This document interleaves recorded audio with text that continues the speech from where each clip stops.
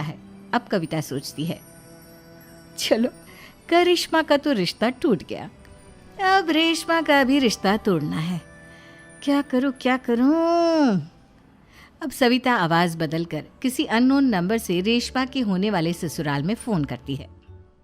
Hello, मैं कौन हूँ कौन नहीं ये आपके लिए जानना ज़रूरी नहीं।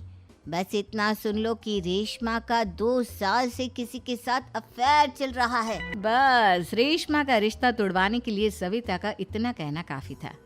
अब रेशमा का भी रिश्ता टूट गया। मयंक और दुर्गा देवी ने रेशमा को खूब खरी खोटी सुनाई और उससे बार बार उस लड़के के बारे में पूछने लगी। आप दोनों मुझे क्यों परेशान कर रहे हो? अरे कोई लड़का होगा मेरी लाइफ में तो मैं बताऊंगी ना, जब कोई है ही नहीं तो कहाँ से लाऊं मैं कोई लड़का? तो तेरे होने वाले ससुराल वालों को फोन किसने किया था? माँ मैं नहीं जानती किसने फोन किया था, मैं सच कह रही हूँ। मैं तो पहले ही कह रही थी इसकी लगाम खींच कर रखो, लेकिन मेरी सुनता ही कौन है। आप चुप रहिए भाभी, ये सब आपका ही किया धरा है।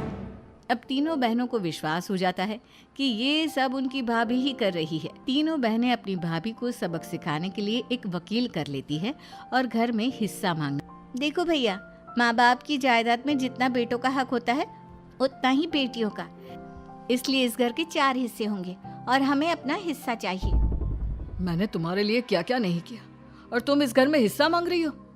भैया आप और माँ हम बहनों की कोई बात नहीं सुनते हो और भाभी हमारी शादी नहीं होने देगी क्योंकि उन्हें लगता है कि आप हमारी शादी में ज्यादा पैसा लगाओगे और उन्हें हम जैसी फ्री की नौकरानी कहाँ मिलेगी। तो हम भाभी के साथ तो रह नहीं सकते, हम बहनों को अपना हिस्सा चाहिए। अरे तुम्हें शर्म आनी चाहिए अपने भाभी पर ऐसा इल्जाम लगाते हुए।